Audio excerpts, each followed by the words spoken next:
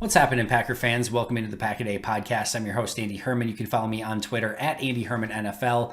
So if you missed it yesterday, we had a little bit of fun, and I kind of went through team by team and figured out, all right, which teams would swap quarterbacks with the Packers for Aaron Rodgers. Fun, hypothetical. Again, nothing too serious with it, but I tried to go into it as much depth as possible to try to figure out what teams would swap places with the Packers. So today, I figured I'd stay on the same wavelength. Again, it's a Saturday. We're in the middle of dead time.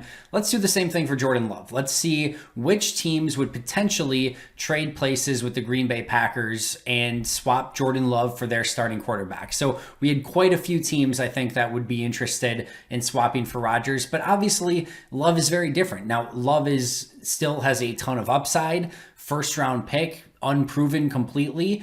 And there's some teams that certainly would love that sort of quarterback, no pun intended. Others who are certainly fighting for playoff spots and championship, contending teams right now that would not be interested in that trade. So again, same process as yesterday. If you missed that, I'm not looking at which deals would potentially make sense financially or not. I am looking at the long-term value of the player. I'm looking at the salary cap of the player. I'm looking at all of those things, but I'm not looking at could the Packers and the other team actually financially make it work. Everything else, however, is in play. Age, longevity, all of that sort of stuff. So let's start off exactly as we did yesterday. AFC East, Buffalo Bills, of course, no chance that they are trading Josh Allen for Jordan Love. Miami Dolphins is a really interesting one. And I mentioned yesterday, I am not on the Tua Tagovailoa train. I do not think that he is going to end up being a solid player. I could absolutely see a scenario, though, where unless the Dolphins are completely all out and already feel like,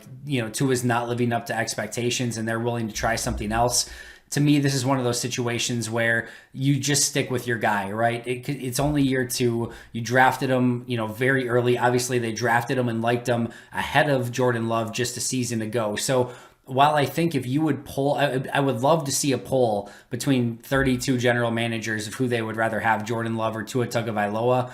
I think I don't know. I think it might actually lean Jordan Love. And if it were me today, and I'm not huge on Jordan Love at this point by any stretch of the imagination, but if it were me today choosing between the two, I would choose Jordan Love. I think the Dolphins say no and just stick with their guy because, again, neither are proven. And again, they obviously thought highly of him a season ago, so they probably stick with Tua in that scenario.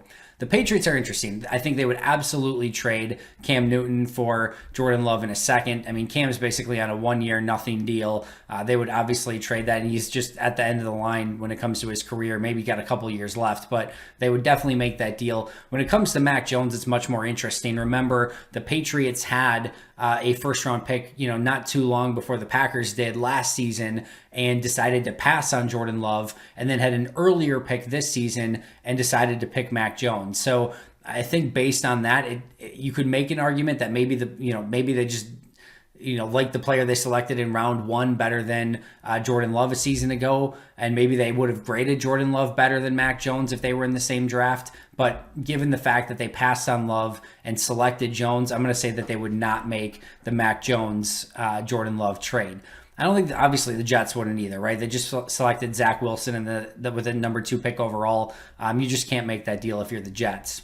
AFC North, Pittsburgh Steelers. I think if you're the Steelers, I know that they're still fighting for a playoff spot and maybe Super Bowl contention this year, trying to win the AFC North. I don't think there's any way that you can say no to Ben Roethlisberger for Jordan Love. And again, I'm not going over here, obviously, from a Packers standpoint. If you have Aaron Rodgers, bringing in Ben Roethlisberger doesn't make any sense. So again, I'm not looking at this from a strategic standpoint. Just if you looked at this in a vacuum, would you make this deal? I think if you're the Steelers, you don't have any young up-and-coming quarterback. And honestly, where Ben Roethlisberger's at in his career, I'm not so sure that Jordan Love couldn't get you at or around what Ben Roethlisberger, maybe even better than what Ben Roethlisberger is going to give you this upcoming season anyway. Plus, you get the longevity for Love. I think if you're the Steelers, you have to make that deal.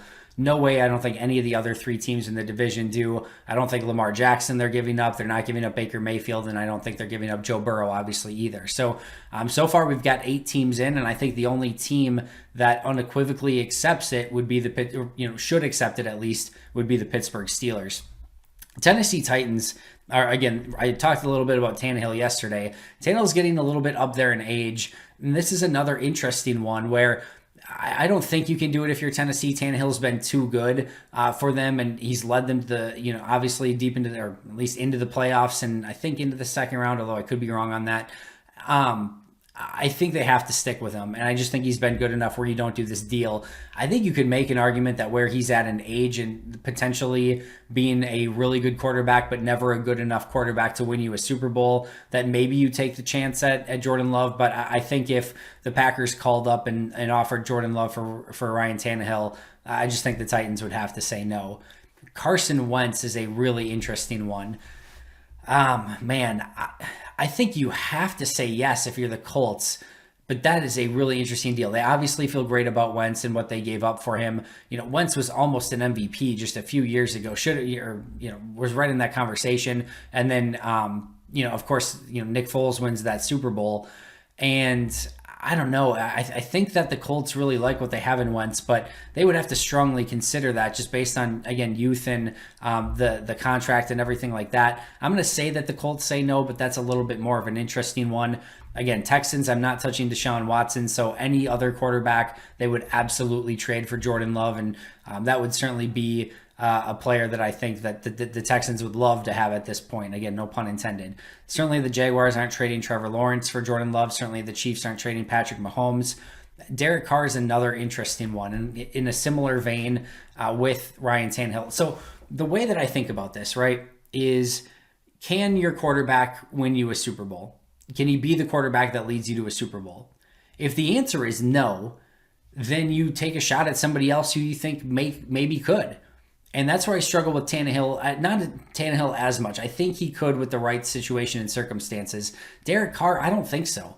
I don't think Derek Carr can lead your team to a Super Bowl. And I know maybe I'm in the minority in that. I know a lot of people really like Derek Carr. I'm just not one of them in his overall style of playing. I don't think he can lead you to a Super Bowl. And if the Raiders came to that same conclusion, saying, "Hey, we've plateaued with Derek Carr, and even though he could be better than Jordan Love for the rest of their careers, we're willing to take a shot on a guy that could potentially have a lot of upside and maybe could develop into that guy that could drive us to a Super Bowl." So if I'm the Raiders, I would do that. Whether they would or not is tough to say.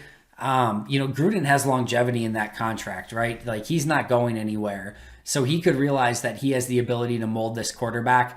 I don't know. If I'm the Raiders, I'm doing it. I'm going to say I would take Jordan Love for Derek Carr. Certainly Herbert's not. And if you're the Broncos, I think, you would take Jordan Love for Drew Lock or, certainly Teddy Bridgewater. Drew Lock, you could make somewhat of an argument, again, if they felt good about him this upcoming season. But again, we've seen Drew Lock and it hasn't been pretty. We haven't seen Jordan Love yet. So again, you're kind of good until you fail. Like, you have value until you fail. And I don't think we can unequivocally say that Drew Lock has failed in the league, but he hasn't looked great when given the opportunity, whereas Jordan Love hasn't been given the opportunity yet. So if I'm the Broncos, I'm taking that deal. So far, Broncos, Raiders, Steelers, Texans are the ones that I'm thinking would have to highly consider the deal. Washington, certainly, right? Ryan Fitzpatrick for Jordan Love, you take that a million times out of a million. Daniel Jones for Jordan Love's another really interesting one. I'm not a Daniel Jones believer. If I'm the Giants, I take that deal and give myself another shot at a young quarterback who could have upside. I just don't see the upside at this point with Daniel Jones. This is a really big season upcoming for Jones. So I'm going to say yes to Jones for Love, but that's another really intriguing one. Certainly wouldn't fight you the other way if you felt like Daniel Jones could still develop. Cowboys aren't doing Dak Prescott for Love. Eagles is another interesting one. How good do they feel about Jalen Hurts? Do they feel he was coming along in their system, or did they have a higher grade on Jordan Love and they'd rather take a chance at him? I think there's a strong chance that at that point you just say, you know what, we'll stick with our guy, you stick with your guy. There's no sense to make a trade here. So I'm going to say no to that just because, again, he's been in their system for a year, knows the team, they've developed him for a year. Why switch things up at that point? But you could make an argument either way there as well. I don't think the Bears swap Justin Fields for Jordan Love. I think they probably like that selection quite a bit. I think you do have to take Love for Jared Goff if you're the Lions. I know that they like Jared Goff and they wanted him included in that deal, But man, we've seen Jared Goff. We know he's had opportunities to win big games. I mean, the Rams, even if Goff was healthy last year, they were ready to bench him in the playoffs last year. I don't see it with Goff. So I'm going to say the Lions should do that deal. And then Kirk Cousins is another really interesting one where, I don't know, it seems like they've plateaued with Cousins to a great extent. You get a massive cap savings from getting off of that Kirk Cousins deal. If I could swap places, I think you have to give up Cousins for Jordan Love, even if Cousins is the better of the two for the next 2, maybe even 3 seasons. So we'll see. Who knows, I should say, but I think if you're the Vikings, you'd have to consider that deal, pretty sincerely. Saints, I think you would definitely take Love over Taysom Hill or Jameis Winston at this point. Again, Buccaneers is a super interesting question because we're thinking this is just 1 year of Tom Brady.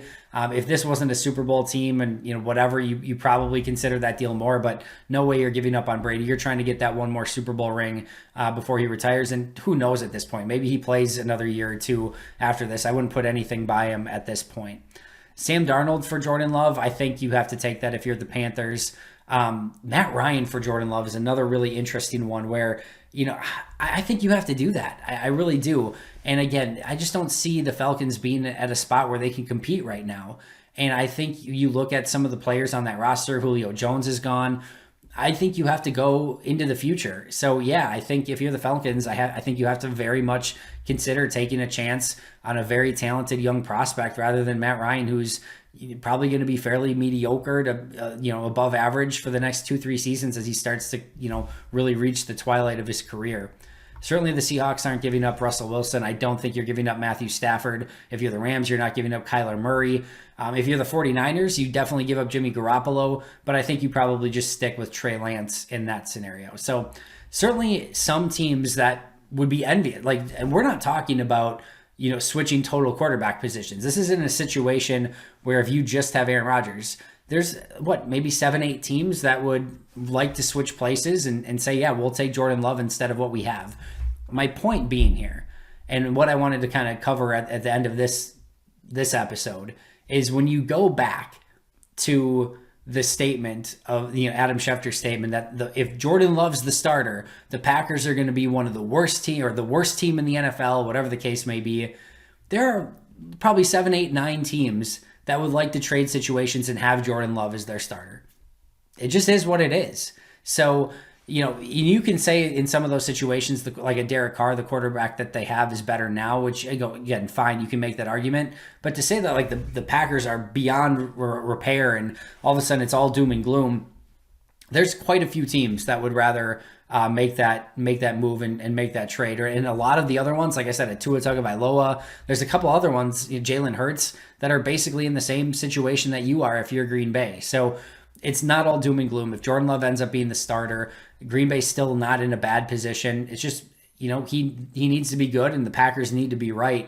And there's probably going to be some highs, probably going to be some lows with Jordan Love when he gets his chance. Exactly what we saw in practice, some rough days, but some really good days as well. But I really trust that Matt LaFleur system and making things easy on his quarterback.